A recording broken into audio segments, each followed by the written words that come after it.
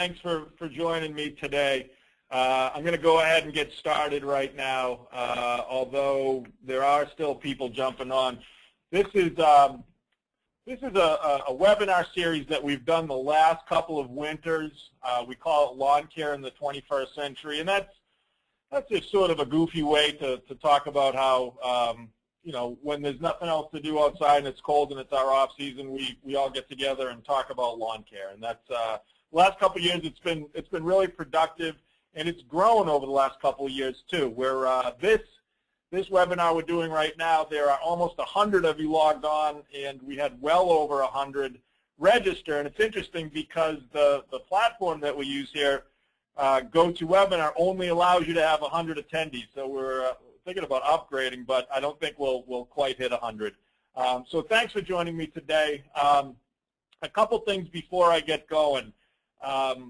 It's live, obviously. We do this live, so expect some hiccups here or there. Hopefully I won't have any technical difficulties. I think we've got all that ironed out after doing these for quite a while. If you do have questions about anything I'm talking about, I don't mind at all if you type them into the console there of the questions on the GoToMeeting console. I won't always stop to answer them, but please don't hesitate to ask them, because oftentimes it kind of spurs a little bit of a conversation that might go in a bit of a different direction. So please don't hesitate to type them in there. Can everybody hear me okay? I think that's probably an important thing to bring up too. Okay, good. Can anybody not hear me okay? Cool. All right, so we're on board here. So as I said, the Lawn Care in the 21st Century series is something we've done the last couple of years. We enjoy kind of talking about a lot of the issues that we all deal with, you know, for people who've been in the lawn and landscape business for a long time. You know, it's a great industry. We all know that. We all really deal with the same sort of challenges and issues, not the least of which is the weather, which has been really very difficult, at least the last 3 years. This winter so far has been pretty crazy. You know, for those of you who make some money doing, you know, snow work, for the most part, that's good, but it's been so bad in a lot of areas that those of you who have contract work, it's been too much. It's important to kind of get a fair balance between contract work and billable hours. And at this point, some of you are complaining there's been too much snow, and that's, you know, the last 3 years have been all about extremes and the way we've dealt with them, from heat and drought to too much snow to too much cold. Anybody in the Midwest right now, how cold has it been out there lately? It's been cold here in the Northeast too, but up there in the Midwest, you know, you look at the forecast of the weather and it's, you know, 20 below zero. It's crazy. I immediately think of my good friend Mike Callahan, and I don't know if he's on today, probably not, who plows 500 driveways in Rochester, and they've gotten so much snow, you know, that lake effect snow too, the Rochester-Buffalo area. It's just crazy. So I'm glad a lot of you could join me today. We've got a huge group, our biggest group ever. As I said, type questions in if you'd like to, and we'll get going. The topic we're going to work on today is Lawn Care Business 101. And it's something that, you know, it's not that we all take for granted. I don't think we take it for granted, but, you know, if I'm being honest, it's something that not all of us are really great at. You know, in the lawn and landscape industry, where we're mostly all small to mid-sized independent operators, a lot of family businesses.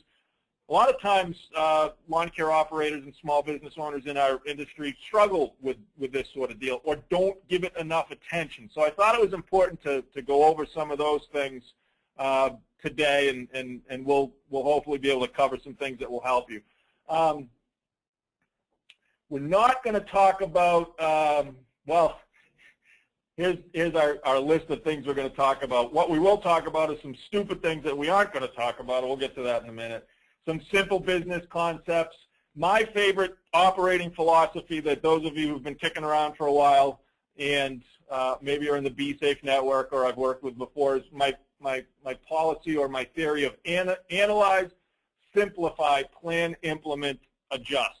That was always analyze, plan, implement, adjust, and I've added simplify into it because I think it's important, and I'll tell you why. And we'll talk about what's measured is managed and how 80% of success is really just showing up sometimes. For the future, we're going to replay this webinar if you want to watch it again or you want somebody who's in your business to watch it. We're going to replay it on Monday, January 13th at 3 o'clock. You're going to need to register for that again, too, and we've had some people that were kind of locked out with the registration process as well. We're also going to list the future ones. January 10th, we're going to do a webinar called The Changing Face of Organics.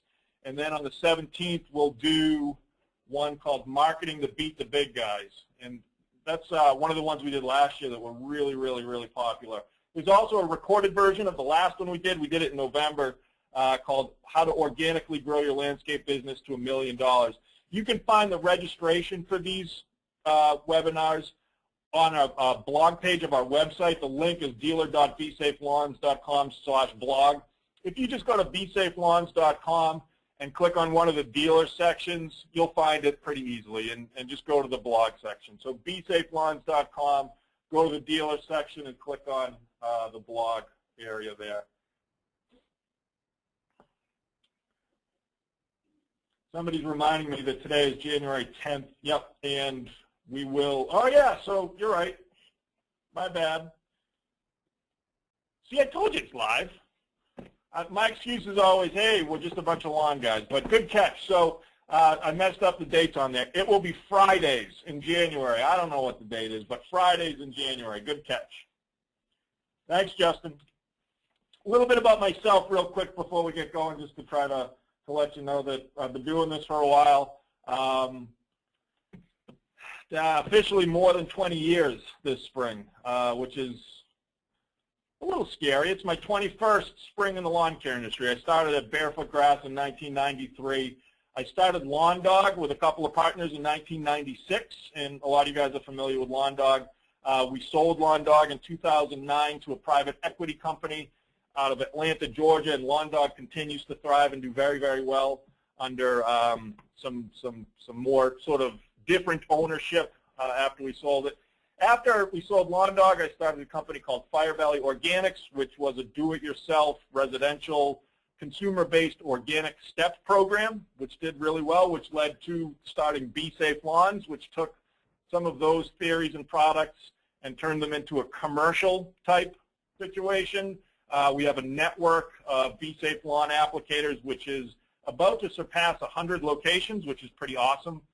I was involved with the launch of My Lawn Quote. Actually, I developed it for the BeeSafe applicators, and the developer, the technical person, kind of took it to the next level and offers it to the industry. If you're not familiar with that, check it out. But all BeeSafe guys use that.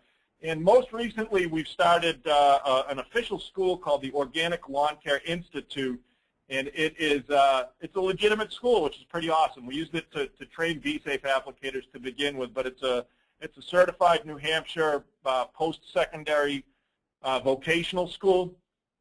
We just got certification from the VA to have veterans be able to use their GI Bill money to go to it. So if there are any vets on the line and you're looking to get some training, maybe you can talk to us about that later. But so I've been around the block is what I'm basically trying to say. If you want to follow any of this crazy stuff that we talk about sometimes, we've got a Facebook page. We call it the Lawntrepreneurs, and Twitter, the Lawntrepreneurs, or twitter.com/Lawntrepreneurs, and that's where we post lots of cool stuff.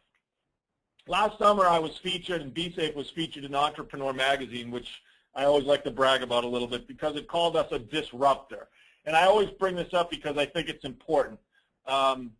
If you're going to kind of settle into the old-fashioned way of doing things and not be real aggressive with your business, no matter what you do, which this was about our organic lawn care dealer network, but most of you guys aren't necessarily doing organic lawn care. You're doing lots of other stuff. But I always challenge you to kind of be out there and be aggressive and be different and kind of differentiate yourself from other companies, and don't sit back on what you're accustomed to doing because it'll hurt you in the long run.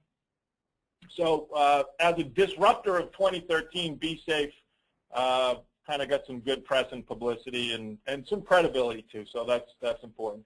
I got this slide up here. This is by far of my since this is my 21st year. This time of year is my favorite time of year, and let me tell you why for a second. Because it's really as we begin to go from one year to the next, we're able to focus on how we want to improve our businesses. Everybody, it's that whole New Year's resolution thing. How are we going to be better? How are we going to treat our employees better? How are we going to make more money? How are we going to add more services? How are we going to, everything? It's a challenge to try to improve your business and improve your, yourself too. So I love the planning process. I love the excitement of kind of, budgeting and numbers and all that kind of stuff. I get really psyched this time of year, especially talking to you guys and talking to members of the BeeSafe network. This is one of my favorite times, particularly within our industry, because there's so much good stuff going on. What we aren't going to discuss today in terms of business, and this is, kind of goofy here, but when you talk about your business or starting a business or being better at your business, there's all kinds of stupid cliches out there, and I want to make sure that you know that we're not going to talk about any of the touchy-feely type stuff, and we're going to talk more about hard numbers and hard business type things. You're in the lawn and landscape industry, whether you like it or not.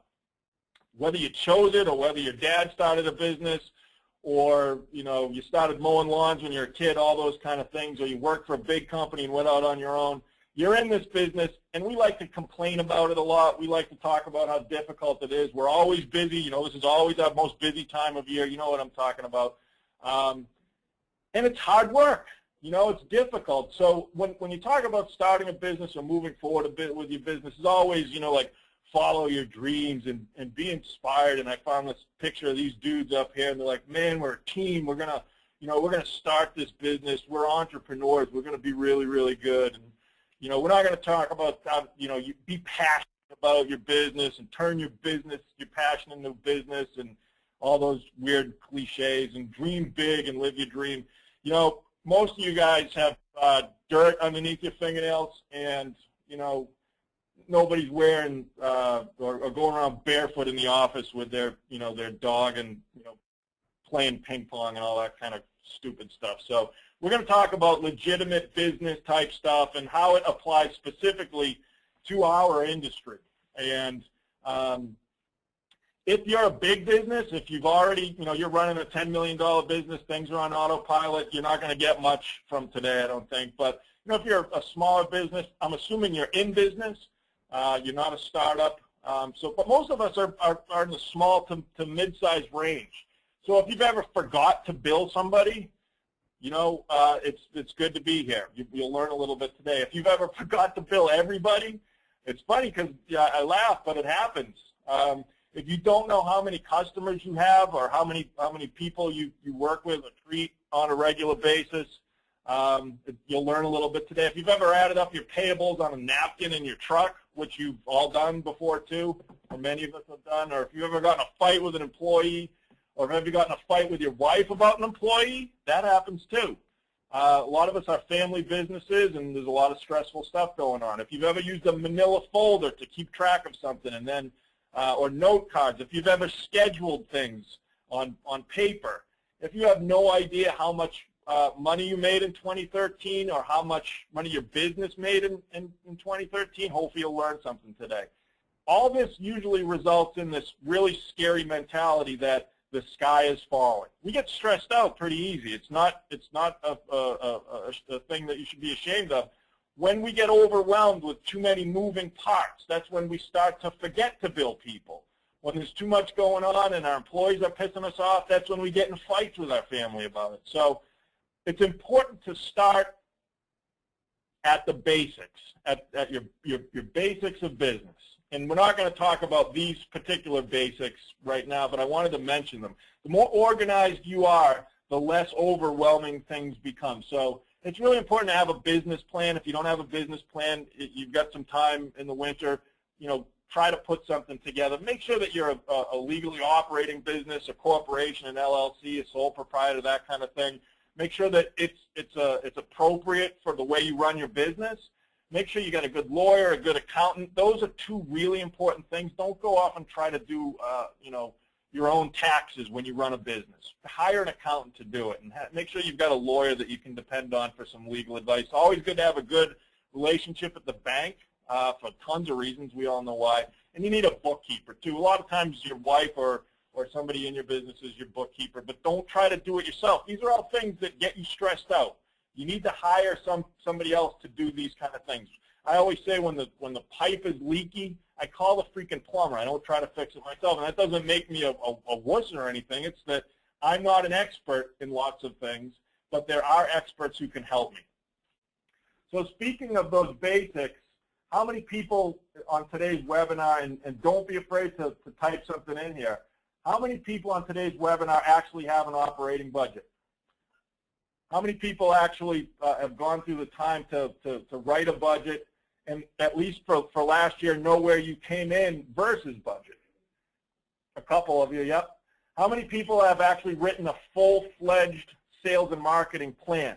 So that means in advance of doing what you're going to do, you write a full plan and then implement it. Most of us operate on the referral basis, and yeah, thanks for Bill. I know you are. You're working hard on it too. That's cool. So many of us refer strictly on referrals, and we don't know where our business is coming from, what it is specifically we're going to do to make more sales. You need a full-fledged marketing plan to get there. And how about a full-fledged and well-defined sales process? And I don't mean the phone rings. I go out there and I check it out and then I call. You need a full-fledged operating sales process to make sure. All these things I'm talking about aren't just to be better. It's about to take that stress away of the things we talked about earlier and reduce those moving parts. How many of you guys know exactly how much money you're making? Well, I bet you a lot of you know that, but so many times we'll talk to somebody and they just, don't even know. Nice. Yeah, good comment. Absolutely. So I was, seriously, how many people don't know the answer to the last question? How much money you and your business are actually making? I know that you're not going to tell me that, but many, many of you don't, and that's okay. You're in the same boat. Hopefully we'll help you out a little bit.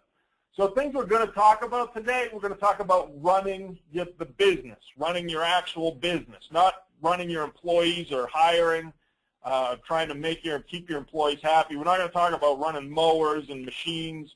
We're going to talk about how you can work on your business and work less in your business. And that's always one of the biggest challenges that people have, is trying to get over that next phase in their growth by removing themselves from having to be on the road all day long. And in the BeeSafe network, I'll even go and drive around with guys, and the phone's ringing off the hook, they're texting, they're answering emails, and they're working all at the same time. And that's a recipe for the sky to fall. No doubt about it. This is a business. If you take nothing else from the things we talk about today, if you take nothing else from this, you need to understand that if you want to be successful or take your business to that next level, whatever that next level might be, whether it's from mowing 20 lawns to mowing 50 lawns, or servicing 500 lawns to servicing 5,000 lawns, the one thing that you need to understand more than anything else is that business and marketing are more of a priority in your business than the actual production. And that sounds sort of backwards in a lot of ways, but it's not. If you aren't running a good business, and if you aren't profitable, if you aren't comfortable in the way that you run the business, if you aren't okay with if you can't sleep at night because the business isn't running right, you might be in a little bit of trouble. Marketing has to be a priority over production too, because if you can't make more sales, that business isn't going to grow. Now, of course, production, what I mean by that is the work that gets done. billable hours. Work from the time your guys hit the road in the morning to the time they get back. That's what it's all about. I mean, that's what makes you money. That's how your business will continue to thrive. But you simply cannot eliminate business and marketing. It has to be a priority. It has to be more of a priority over production. As the business owner, as the person who runs the business, or perhaps a manager of a business, understand that if you don't put more emphasis into running that business and producing a good marketing effort, the production won't even matter. Tons of questions and comments. I don't mind, guys. You can keep typing them in there. If I don't answer them, don't be mad at me. But I don't mind that you keep typing them in there. That's cool. So again, whether or not with understanding that you need to market your business and run your business appropriately, and that has to be more important than the production that you do, it doesn't mean that marketing and business is the definition of your business. And your mission statement matters a lot. Does everybody or does anybody have a legitimate or written down mission statement in regards to the way they run their business or what their business is all about? Good. A couple of you guys do. Does everybody even know what a mission statement is? Let's tell you real quick. This is a textbook definition of what a mission statement is. A mission statement is a short sentence or paragraph used by a company to explain, in simple and concise terms, its purposes for being. These statements serve as a dual purpose by helping employees to remain focused on the tasks at hand, as well as encouraging them to find innovative ways of moving towards an increasingly productive achievement of company goals. It's not uncommon for the largest companies to spend many years and millions of dollars developing and refining their mission statement, with many of these mission statements eventually becoming household phrases. So your mission statement is the basis for your entire business. It's what your business is about. It defines who you are. It gives your business a personality. It's what you're all about. A couple of people want examples, right? And I happen to have one. It's funny because, you know, when I was doing this, I Googled lawn care company mission statement. I assumed like True Green or Scott's or one of those guys would have like a specific page for what their mission statement was, even some of the big maintenance companies, and I couldn't find one. And that's a little discouraging. I mean, didn't look too hard or too long. But I didn't find a good example of a lawn or landscape company's mission statement. So I settled on this one because I thought it was really sort of concise. A company called Sweetwater Organic Farm. Their mission state is this: our mission is to provide an experience that educates our community. Our farm serves as a model of sustainable organic agriculture and appropriate land stewardship. We will provide opportunities to participate in responsible environmental leadership, growing organic food, and fostering a sense of community while working together and enjoying nature. So that's a real concise statement of who they think they are. When I read this, I'm a little bit concerned about how they're going to make money, but I think their philosophy is probably, if we do this, then we'll be profitable. And it's sort of a hippy-dippy type thing too, but you get the point. You guys should all, while you have the time this off season, and we're really at the beginning of January still, even though obviously I don't know my dates, take some time. Brainstorm with people who work in your business. If it's a family business, you know, it's important. Determine what your mission statement is. Give your business an identity, and from there you'll be able to build off of that. It's important that you know what your mission statement is. This is kind of, you know, the thinking is that you're determining your mission statement for your potential customers to know what you're all about, but sometimes we don't know what we're all about. So I would suggest that it's important that you spend some time at least putting something on paper. It doesn't mean you have to put it up on your website or on any of your collateral or anything like that. But I think it's important that you determine what your identity is. And I wanted to start with that as a sort of a launch for where we'll go in terms of some nuts and bolts about how to run your business. If you don't know who you are and you don't know what you're doing, I don't know, does it even matter beyond that? You can get through the day or through the year billing, you know, doing your services and everything else, but I doubt that you'll be able to thrive or grow to whatever that next level might be. So, and I could probably see some of you rolling your eyes because this is, I'm beating the dead horse for those of you who've been around for a while. This is my operating philosophy when it comes to business. Step outside of things, look through the window, and determine these kind of issues. What we need to do to be able to make sure we can be successful, we need to analyze what we do.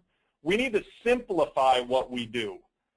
I think that's more important now than ever. We need to plan what we're going to do. And then we need to implement those plans. That's an important part too. Very, very seldom do we ever hit those plans exactly. And then we need to adjust. It's like the halftime adjustment, to make the football analogy. And I just thought of that right now. You're going to get halfway through the year and things aren't going to be working out the way you thought they were going to. I'm telling you right now, you're going to get halfway through the year and it ain't going to be the way you thought it was going to be. All the time. I'm going to even say 100% of the time. If you can make exactly what happened, what you think was going to happen, you're awesome, but that's not going to happen. So you need to make sure that you can make adjustments based on some of the other things that come before that. Analyze what you do, simplify what you're doing, plan what you're going to do, implement those plans, and then make adjustments. Let's talk about some of these things real quick. How am I doing on time? 11:30, not bad. I'll probably go about an hour. I say that, I'll probably go longer than an hour, but as long as everybody isn't jumping off. But we'll do some question and answer at the end. So I'll shoot for an hour, probably go a little bit longer, and hopefully you'll be able to kick around and ask me some questions beyond that. So analyze. Actually, rule number one is never have a PowerPoint slide that's as busy as this. But I wanted to put some important information up here. When we analyze our business, and I'm saying this for you now moving forward for 2014, the first step you need to do is analyze what you've done. And print a list of every single service that you've provided the previous year. And I want you to also put next to that how much you billed for each service. Make this list go from the most dollars that you billed to the least dollars billed. So your most popular service all the way down to your least popular service. And too many of us have services at the bottom end of that where we're not billing a lot of it. Rate each of these services as desirable to offer or not. Do you want to do it or do you not want to do it? Do you feel like you have to do it or is it in demand? Just is it something you want to do or you don't want to do? Sometimes you have to do things you don't want to do, and that's all right. What factors that would influence this would be your ability to sell these services. So can you put it out there and get it in front of people so that they buy it? The ability to complete the service, is it really hard to do? Is it a pain in the ass? Spring aerations would qualify as that. Spring aerations are great to do, but you're so busy doing everything else, putting the aerator on the truck is difficult. Taking a guy out of a route to do aerations for a day is a pain in the neck. What's your particular skill set? What are you good at? What did you learn? How did you get into this? What did you do at the company that you worked for before? And then there are some actual skills, like if you're a mason or if you're building rock walls or if you're doing patios, construction, what are you good at? This is important. What's the ability to collect receivables in regards to these services? Is it something that you do a lot and then people don't want to pay for it? And most importantly, what's the actual value that it supplies to the customer? Is it something that's in demand and people want and will continue to want? From this exercise, you need to determine what your core service is going to be. I usually like to have at least or no more than one core service. What's your business specialize in? What is it that you do? Everybody does lots of stuff, but most companies do one good thing, and they do a lot of it. And then there are supporting services to go along with it. That's the central service of your business. It has to be scalable. It has to be measurable. You have to be good at it. It has to be something that you can do over and over and over and over and over and over again. The big lawn care service companies, fertilization, and that lawn dog, that's what we did. We focused pretty much only on residential lawn care, and we did it over and over and over. I remember, anybody know Chris Evans, who was the president and CEO of True Green years ago now? It was a long time ago. He's gone now.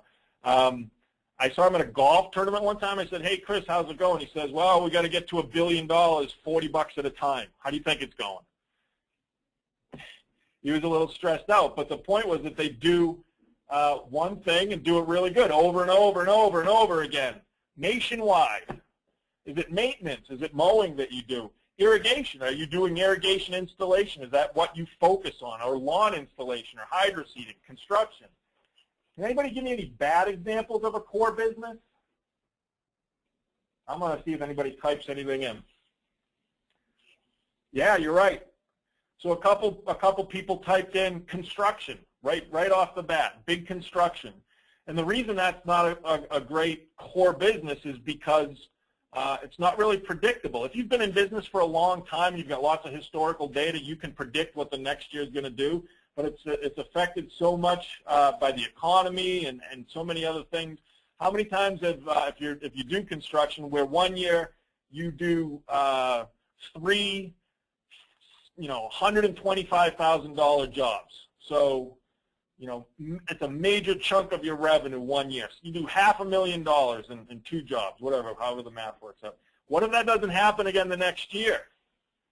Yeah, it's not good. You talk to people a lot who have that problem, especially when the economy craps the bed. Major installations, that's another one. If you're depending on major installs, that's sort of like construction too, where can you count on it year after year? Your core service has to be something that you can count on every single year. So when you analyze what you've done, you get a better feel for what's going to help you be successful. Think about what type of company you really want to be and what you really need to do to survive. Those are 2 different things. What do you need to do to survive and who do you want to be?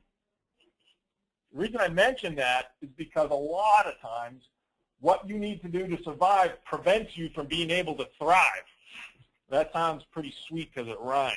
Sounds like I did that on purpose. Like it's, something that I want to say out loud. What you need to do to survive prevents you from being able to thrive. That is not something I did on purpose, but I'm sure you all understand my skill. So sometimes what you need to do to survive, like mowing and plowing, completely come to mind. I talk to people all the time like, man, I mow lawns all day long, and it's a pain in the ass, and I get lowballed all day long, and I hate it, and I don't want to do it. And it's holding me back. But you're stuck doing it because it's what the majority of your revenue comes from. Same thing with plowing. I should have checked to see if Mike's on here today because I don't want to talk about him behind his back too much, but I probably wouldn't. Mike, are you on this call? Earth to Mike, Earth to Mike. Mike Callahan is a really, really talented business guy, runs a great business in Rochester. Full service company. He's a BeeSafe dealer too. And plowing drives him crazy. He makes a lot of money doing it. I'm sure he's sitting in his truck somewhere right now crying. That's why he's not on the phone, not on the call. Plowing is one of those things that unless you've really got drilled down, and Mike actually really does, but it can hold you back. Nobody really wants to set out to be a plowing company. So we've analyzed everything, right? You've looked at what you did last year. You made a list of all of your services and how much you billed. Here's sort of an important turning point of what we're going to talk about here for the rest of the way. Hey, Tom, I've got an issue.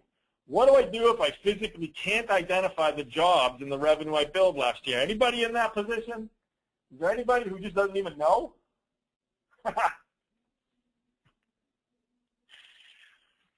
Yep. There's a few of you. Hey, what's up, Peter? I haven't talked to you in a while. If you don't know the answer to those questions, the first thing you're going to do today is find yourself some software, people.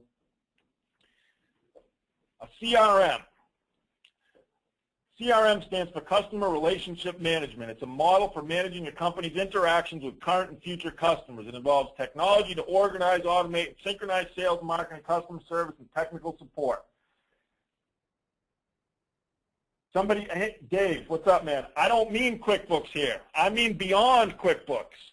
I'm not talking about QuickBooks. You do need accounting software. Yeah, you need your accounting software is going to tell you how much money you have outstanding, who you owe money to. QuickBooks is accounting. QuickBooks doesn't necessarily do a good job of telling you when you need to do a specific job, or what your closing percent is on referral leads. QuickBooks runs your business, your finances. It doesn't run the operations of your business. And lots of you guys are typing in different examples of CRMs, and I just thought of a couple right off the top of my head. If you don't have an operating software program, I'm not kidding. When you're done here, you're going to Google lawn landscape scheduling software. You're going to look into it, and you're going to buy one. You're going to get involved with one today, because this is a huge deal. If you don't know what you billed last year, you don't know what jobs you did, if you don't know if you did more of this and less of that, how do you know what you're going to do next year? You're just going to do the same thing again. How do you know how much money you're going to make? How are you going to grow? How are you going to get to the next level? My favorite one right now is Service Autopilot. And you guys probably familiar with that. It's Jonathan Potoshnik. It's a new program. And Jonathan, I'm not getting anything from recommending these, trust me. But I like Service Autopilot because it's modern. And Jonathan built a business in Texas, a lawn mowing business. I think they mow like 5,000 lawns. Talk about going crazy. I don't know how they do that. A company called City Turf. They mow 5,000 lawns. And over the years, he built a software program to deal with that. And he works mostly in that business now. And it does a great job, from scheduling to sales and marketing and everything. The most popular one, or one of the most popular ones, is Real Green out there. That's what I used at Lawn Dog. I don't remember using anything but Real Green. I believe that hopefully there's nobody from Real Green on here right now, but Real Green's kind of fallen out of favor a little bit. I'm not sure that they've been able to change with the times. I'm not sure they've been able to modify the things that they do to deal with the more modern type economy, a more modern type of service. But it's a really good program. There's a couple other little ones out there. You guys know Clip and Q Express. Jobber is one that I found, which is a service industry, not necessarily lawn care, but it's landscaping or any outdoor service industry. And they're not expensive. Real Green is expensive, but the other ones, Jobber's cheap. Clip, Q Express, those are like old maintenance type ones, and I think they're still pretty popular. Service Autopilot, I don't want to say pricing because I'm not 100% sure what it is, but check it out. Jobber is a real cheap one. You got to get a CRM, guys. You need to know where you're going. You need to know what you're doing. Because if you don't know what you did, you can't analyze things. Does that make sense? Lots of people asking me questions about these programs. I'd be happy to talk to you offline afterwards about this, but I don't want to go into the details right now. So I don't mind you asking the questions. We can definitely follow up, and we can talk about what you need, what you don't need, and what I recommend, and that kind of stuff afterwards. So don't hesitate to call me. So you need to analyze. Analyze what you've done. You need to simplify that. Most of you guys, I think, would agree with me here.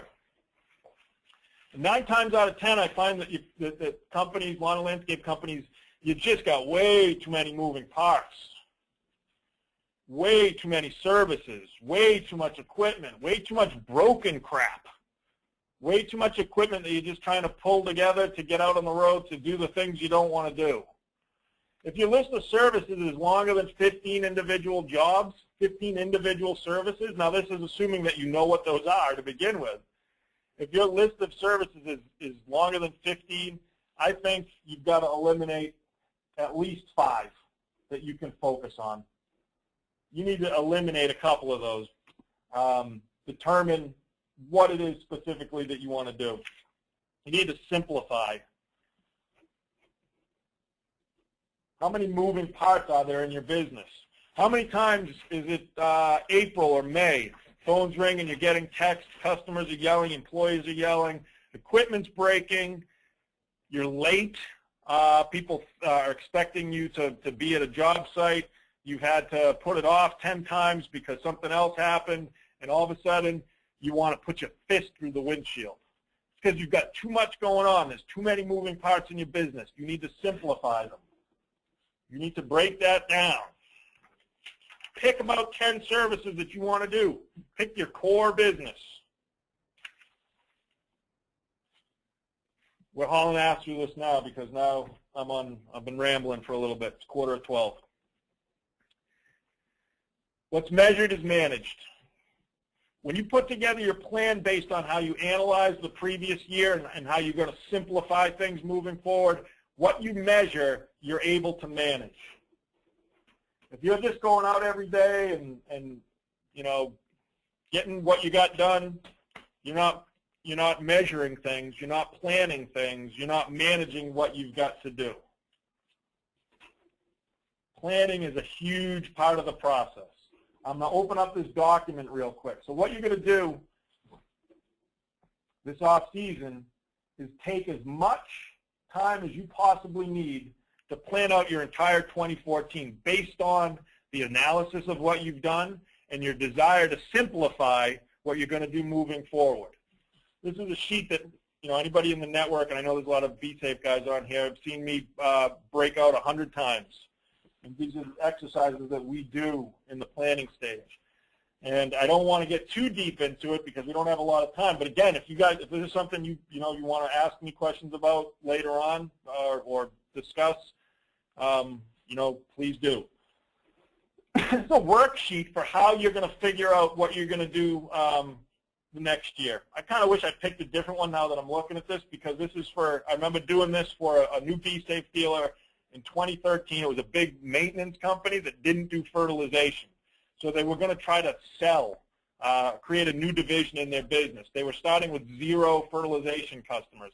But they were an old, well-established company, had a lot of resources, and they were looking to grow kind of quick. They were going to add a whole route of 1 employee to treat lawns all year long. And they wanted, 450 new customers. So this is basically an exercise to be able to kind of budget that. You're going to start at 0. You always have to assume cancellations. And in lawn care, you're going to assume sort of a lot of cancellations, usually, 20% anyways. You need to make this many sales. You'll get this many new customers. This is your revenue per customer. This is what you're going to get per customer based on your price list. So you have round revenue here. This is your core business right here. Round revenue is your core business. These are supporting services that go along with it. Aeration, ant-flea and tick, grub control, limestone, aeration with seeding. We have historic data that tells you exactly what those numbers will be. Every time you make any sort of planning effort, you need to plan based on what happened previously. And we've gotten good at that, and I can help you do that too.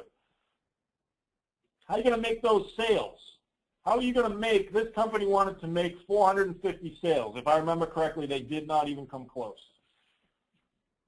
And I think, remember last spring when there was no spring and everybody was out on the road 6 weeks earlier than normal?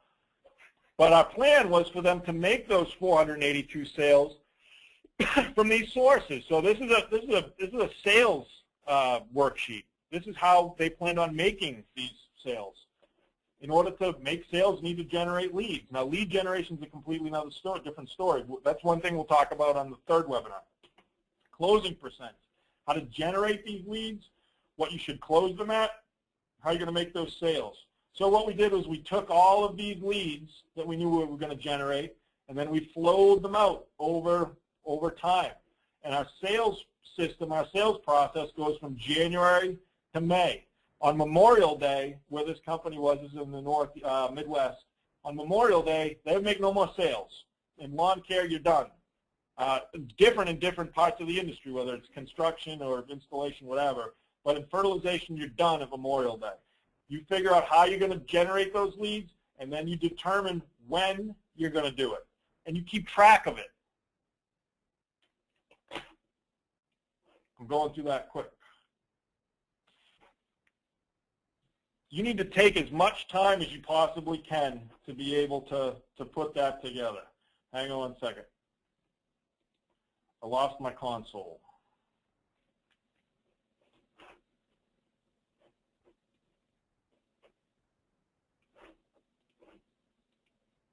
Console's back. That was scary. That was flying blind for a minute. Sorry. Take as much time as you possibly can to determine what you want to do in 2014. And using that particular system, that worksheet right there is a good one.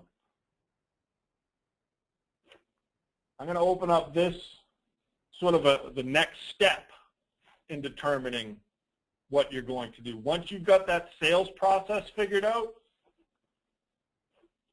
this is a scary looking one. Okay, so this is a worksheet or a budget, a P&L for a much bigger lawn care company.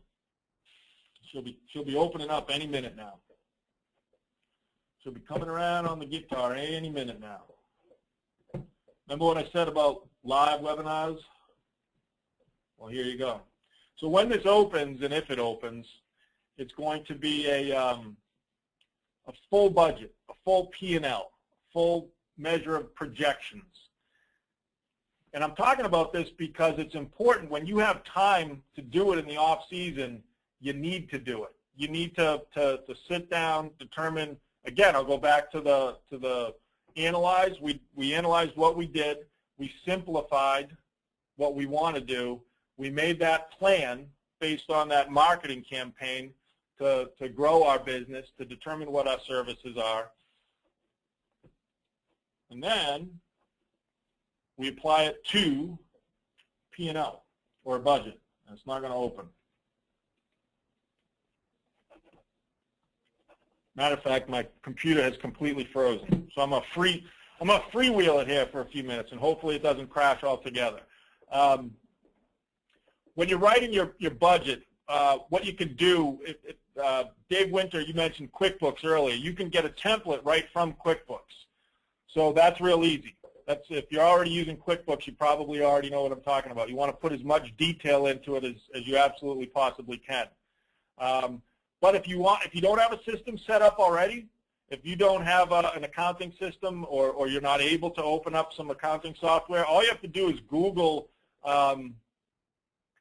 budget template or financial planning template, and you'll come up with lots of different ways that you can plug something directly into that and determine exactly how you're going to do, how much money you're going to make, how much it's going to cost to build those dollars. Actually, you know what? There's a couple people typing things in about off seasons, and it's easy for me to talk about off seasons as I look out my window right now. We had snow this morning and accidents and everything else, and it's been below zero for quite a long time. A lot of you guys don't have off seasons, and I get that. I know that you don't have a time where you're sitting around trying to do all this kind of stuff, and that's a disadvantage to you. But you still have a beginning and an end. You still have a beginning point and an end point, and that's usually right now. We've got BeeSafe dealers in the South who are out there working, but you still need to determine what your goals are going to be to move forward. You still need to close out one year and move on to the next year. That's important. If you don't have the ability to take some time off and spend some time doing it, then, well, that's a different sort of wrinkle. You need to work with either somebody in your business or you need to work harder. We always used to start the planning process, as we talk about analyze, simplify, plan. The planning process for us at Lawn Dog would start in September and October. So once we knew exactly where we were going to finish up, we put a lot of time into writing these budgets and doing these projections in September, October, November, so that we can finalize them in December and be able to move forward and implement things in January. So my computer's literally frozen up completely. I don't know if you guys can see that, but I can't change the slide, and I can't open my file. Can everybody see that? Can everybody see that? Oh. Something just happened. So I'm kind of flying a little bit here, so bear with me. But we're getting towards the end anyways, and that's okay. Maybe this was a reason or a sign that I was going too slow. but I can't change the slides.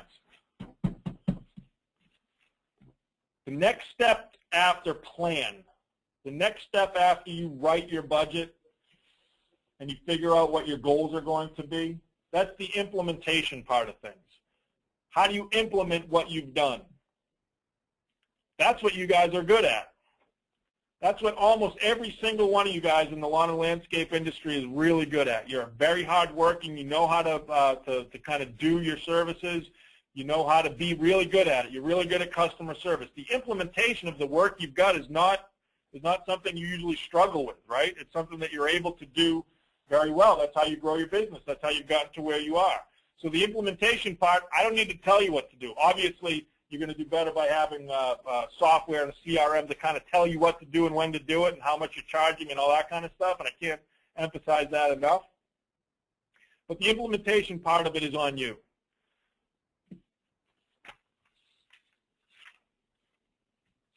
After the implementation part of things, the next step is to adjust. And we talked about how very seldom are you ever able to execute your plan exactly. You've analyzed, you've simplified, you've made the plan, you've implemented the plan. On June 1st, yep, I am not going to be able to move my screen anymore. It's completely frozen. June 1st, you need to make adjustments. Figure out where you were versus goal, where you are versus sales, versus your sales goals, your marketing goals. Based on that shiny new CRM you've got now, it's going to tell you how much you've got left to do for the remainder of the year. And on June 1st, you guys, you need to do it all again. You need to wipe it all out. You need to rewrite that budget. You need to rewrite those plans. You need to rewrite those production projections and your production schedule. You need to do it all over again. And the reason you need to do that is because it's likely you need to make cuts. You're going to have to cut some things out. And that's certainly those are some hard choices. Those are absolutely some significantly difficult choices. If you're on a chart to lose money, if you're on a path to lose money, if you spent a lot of money to make a lot of sales and you didn't make a lot of sales, how about this? In 2006, I'll never forget it. In 2006 at Lawn Dog, we had a massive direct mail campaign. We had 500,000 direct mail pieces that we worked real hard to put together. It was an awesome piece. You watch the weather like crazy. 500,000 pieces of direct mail costs a lot of money. And we went ahead and sent it. We always like to send it right around St. Patrick's Day. They hit the mail, and we got an unexpected, an unforecasted, an unplanned nor'easter. And our response rates and our success on that direct mail were literally cut in half. I'm still traumatized by it now. We spent a ton of money on that direct mail campaign that didn't make us a lot of sales. So what we had to do on June 1st was take what we knew we had, what we knew we were able to do, what we were going to do, and completely rewrite that budget. We had to let people go. We had to cut back on some of the purchases that we were planning on making. We had to cut back on future marketing, but we had to survive. We had to make sure that we were able to get through the next year, and that was a tough one. That one really hurt. So the next step or the final step is adjust, and you should be able to, on June 1st, be able to adjust almost to within 5 or 6 or 7% of what your year end is going to be. And I had some slides to go over that, but we're frozen. Analyze, simplify, plan, implement, adjust. Guys, I wanted to look at some of these templates, and it's kind of a drag that I'm frozen up here. So what I want to do is extend the offer to you if you want to have a call, if you want to kind of put together a consultation, or you want to look at some of those templates, let's follow up after the fact. But I'm bummed out that I couldn't open them up. I don't know why. I went through this 100 times, and I don't know why I froze up. So 80% of success is just showing up. 80% of what we just talked about to be successful is to just do it. And this is where I get frustrated with a lot of guys sometimes. You have to just do it. It sounds silly, right? It sounds silly. We can talk about this stuff all day long, especially with marketing. We can talk about what works. We can talk about what we're going to do. We can talk about a million different things. The most important thing that in all of that is to actually just do it. You don't even have to be that great at it. You don't even have to be that good at it. As long as you just do it, 80% of success is just showing up. That was a Woody Allen quote. I hate Woody Allen movies, but I saw that quote somewhere, and I thought it applied really specifically and painfully to our industry and the people that we work with all the time. You got to do it. You can put together all of this plan. You can do all of this stuff. We can talk about it all day long. We can talk about how awesome our referral campaign is going to be. We can talk about, everything till the cows come home. But if you don't do it, nothing's going to happen. If you just make the smallest effort to implement some of the things that we talked about today, 80% of success is just showing up. Take that step and actually do something. Actually do it. Whenever I go on this rant, I feel sort of silly because I just kind of repeat myself over and over again.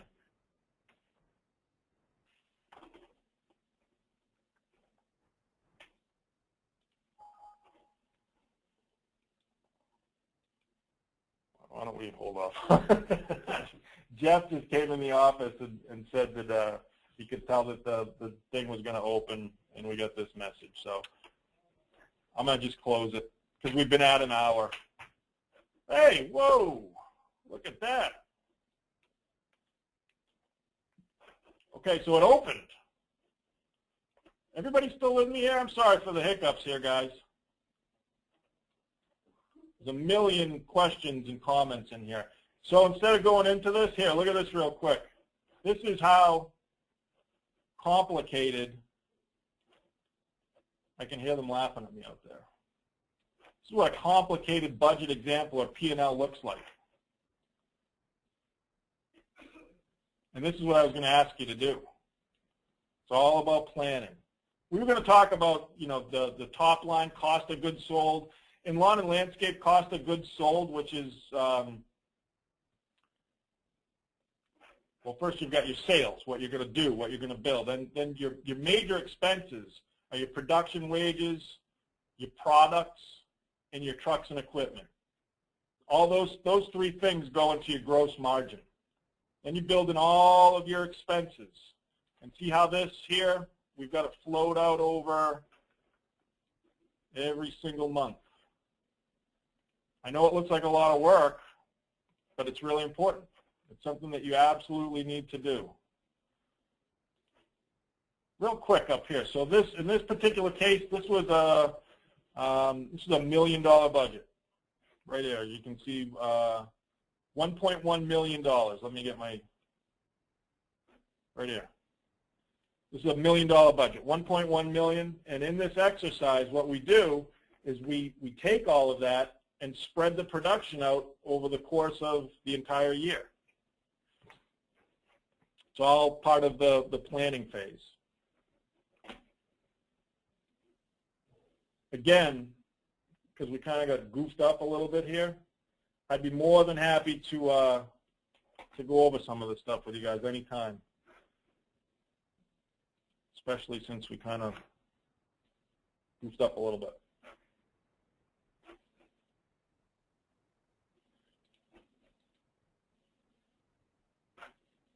All right, I'm gonna go right to this. So any questions? Can I help answer any questions that you might have had? I'm looking through the questions now, and everybody's saying try clicking on the flashing Excel button on the bottom of your screen, and that's when Jeff must have come in and told me. So before I scroll up through all of these questions, and it looks like there's about 100 of them. It might be easier for somebody to type something in right now in regards to any questions you might have. A lot of people are asking about the copy of the slides and the PowerPoint. Yeah, absolutely. For one thing, what we'll do is we'll replay this webinar on Monday. I might even redo it because of that little hiccup. Now, I don't want you to all have to sit through the whole thing again, But what we'll do is we'll record it and get a recorded version out to you. And in terms of the slides, you know what? Drop me an email for those of you guys asking that. If you'd like a copy of the slides, drop me an email right here, and I'd absolutely be more than happy to send them to you. Yep, you got it, Peter. That's what I'm talking about. But I'm going to forget that you asked me because lots of other people ask. So if you would, please send an email to this email address on here, and I'll get it out to you.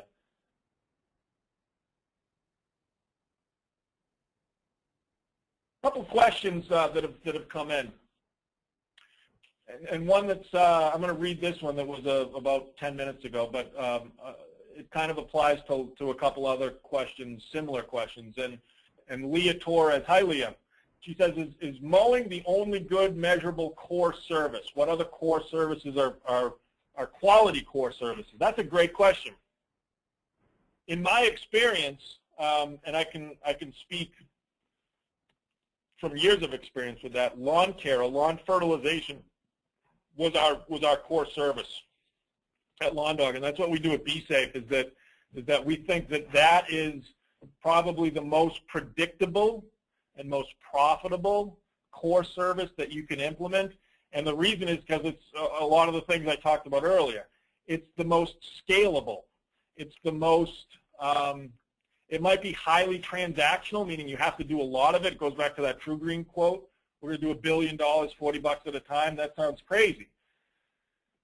But it's because it's repetitive. And at the Lawn Dog branch in Portland, Maine, one route consisted of 750 customers, right? So there was 750 3,000 square foot lawns. That guy who had that route, and I'm sure they still do it, parks the truck and does 5 lawns at a time. And when you're talking about profitability and the ability to bill dollars in a given day, that's important. So my recommendation, or my favorite core service, is lawn fertilization, and there are lots of supporting or supplemental services that kind of go off of that.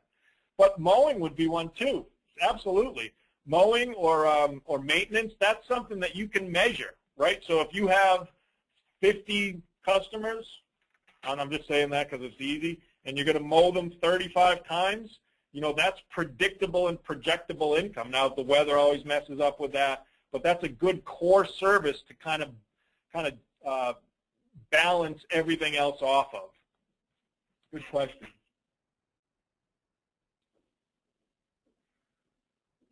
How much time does it take to get a company like that up and running? That's a good question too. So the up and running part of it, how much time does it take to get up and running? Well, the business basics part of it, I mean, that's something that you're kind of, whether you're going to set up a corporation or an LLC and naming your business and all those kind of things in terms of a startup, that's just, I don't know how long that takes. It takes as long as it takes to get it done. I'm still reading the questions. I'm sorry. How long does it take to get, we've got clarification, existing company, how long does it take to get like a fertilization service up and running? That's a better question. I can answer that a little bit more easily. That all depends on how much money you have to spend on marketing. So usually, if you want to launch something, it'll take, you have to go through this whole process, the analyze, simplify, plan, implement, adjust process. So you'd write a plan based on what you think you want to do, and it would take one spring to get that done. I mean, that's sort of a vague answer, I think, but depending on how much you want to do, if you want 5,000 customers, it's going to take a couple years, right? It's going to take a long time.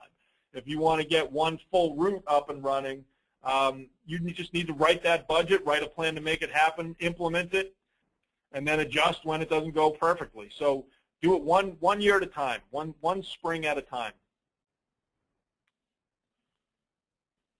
How does the good question? How does the commercial side of this business fit into BeeSafe? And as it results to BeeSafe, BeeSafe, and we've kind of avoided the promotion of BeeSafe a little bit, but BeeSafe is an opportunity that allows you to implement an organic approach getting new business or converting your old business. And the question is, how does that fit into the commercial side of things?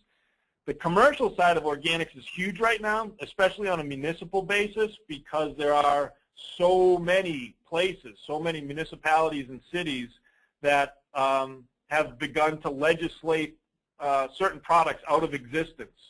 And it's really just the theme or the way the business is moving to. People want their kids to play on fields that have less chemicals on them. So it's very, very, very popular. And the question is, how do you get those clients? Well, that's a whole other webinar, Willis. We're doing that webinar in 2 weeks. So why don't you join us on that? I don't want to go into it too much because we've already gone a little bit longer than we planned on. I can talk to you offline too, but I think probably the best thing for you to do in terms of marketing is to join us on that webinar in 2 weeks. In terms of organics, that's what we're doing next week. We're talking about what are acceptable inputs in your organic program, how to make it work right. You know, a lot of times people think of organics as a bag of corn gluten and a lot of weeds, and that's totally not true. Organics is a very acceptable, popular, and effective approach to taking care of grass, and it's changed a lot in the last, really even the last 5 years. In fact, one of my good friends, Chip Osborne, I saw had logged on. I'm guessing I probably lost him by now when I was stuttering over the screen being frozen. But Chip Osborne, hats off to Chip. He's really my mentor and kind of taught me a lot about what I know about how to convert turf into organics. He's a good friend, and I've known him for a long time. Google his name, Chip Osborne, Osborne Organics. He'll teach you a thing or two about how to do it as well. So in terms of selling an organic program, it's already in demand. There's lots of municipal properties and municipal or towns and cities that are required to do it. Residentially, people are transitioning to chemical-free or an alternative way to take care of the lawn like crazy, like a demand that sometimes it's hard to keep up with. So we'll talk about some of those marketing things later on. Guys, you want to know what?